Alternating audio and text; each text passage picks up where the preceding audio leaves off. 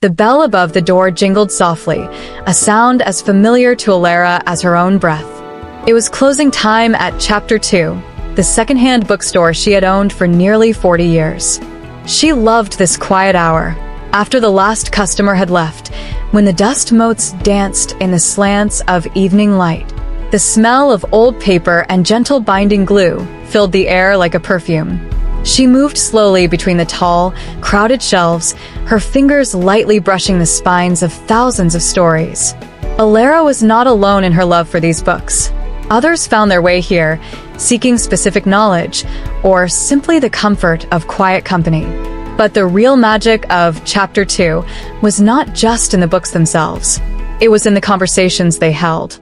For years, Alara had noticed notes, little scribbles in the margins, a question about a character's motive, a comment on a beautiful sentence. Someone would write it, and then weeks or months later, another hand would reply. A different pen, a different thought. It was a quiet, secret dialogue between strangers. One rainy Tuesday, a young man named Leo came in. He looked lost, not just in the bookstore, but in life. He wandered the aisles without touching anything. Finally, he pulled a worn copy of a philosophy book from a low shelf. He sat on the old floor with a sigh and began to read. Later, when he put it back, Alara saw him hesitate. He took a pencil from his pocket and wrote something very small in the margin. His shoulders seemed a little lighter as he walked out into the rain. A few weeks later, a woman named Maya found the same book. She was an artist, her mind always full of color and shape. She read Leo's penciled question in the margin. How do you know which path is yours? She smiled a sad, understanding smile. She took out a red pen and drew a small, winding path next to the question. Along the path, she drew tiny flowers. Underneath, she wrote, "You don't find the path. You make it by walking. And sometimes you stop to see the flowers." Leo returned to the shop the next month, almost without thinking. He went directly to the philosophy shelf. When he found the book and saw the red ink, the little path and flowers, he sat down hard on the floor. He read the words again and again. He felt seen. He felt answered.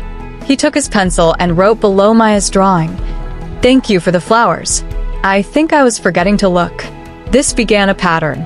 Leo would find a book and write a thought.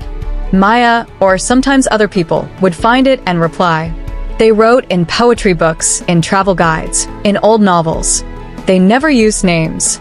They talked about fear, about beauty, about small joys like the perfect cup of coffee or the sound of rain on a roof. They recommended other books to each other. A conversation grew, a slow and beautiful dance of minds across time and space, all held within the quiet walls of Alara's shop. Alara watched it all. She was the guardian of this silent conversation. She would sometimes gently move a book to a more noticeable spot, so the right person might find it. She never interfered with the notes. They were sacred. They were proof that people, even alone with a book, were never truly alone. Someone else had held these same pages, had felt a similar feeling. One autumn day, the conversation in the margins took a turn. In a book of love poems, Leo wrote, "I have found so much courage from a stranger's pen. I wish I could say thank you in person." Maya found it. Her heart beat faster. She read his words many times. She finally wrote, her hand a little shaky. "The bell rings at 5 o'clock on Saturdays. I am always here then, looking for a new old book." That Saturday, the air in Chapter 2 was thick with unspoken words. At 5 minutes to 5, Leo stood by the poetry section, trying to look calm.